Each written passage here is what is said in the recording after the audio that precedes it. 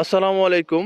তো আমি এখন আছি চারিগ্রাম মাঝিপাড়ার সাকরানির মেলায় চলে আসছি। তো দেখতে পাচ্ছেন সকাল সকাল দোকানিরা দোকান সাজানো নিয়ে ব্যস্ত আছে। দেখতে পাচ্ছেন আমার আশেপাশে কিন্তু অনেক বিন্নির দোকান, সবাই কিন্তু তাদের দোকান পরিপাটি করে সাজানোর চেষ্টা ব্যস্ত হয়ে পড়েছে, কারণ দুপুর থেকে লেগে যাবে এই মেলাটা।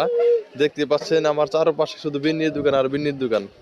এই যে দেখুন একটা বিন্নির দোকান, এখানে কিন্তু অনেক আইটেমের বিন্নি এবং ঘোড়া মটক দেখতে পাচ্ছি। কাকা কি অবস্থা? কাকা ভালো আছেন? ও চাচা কি অবস্থা? ভালো। ভিন্ডির দাম কোনটা কি রেট বলেন তো? 600 টাকা কেজি। দুটাই 550 টাকা কেজি। এটা 550 আর এটা কি 600 না?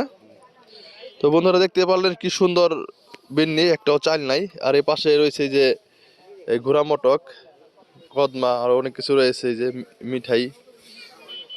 এগুলো কত করে কেজি? 200 টাকা কেজি। এগুলো 200 টাকা কেজি।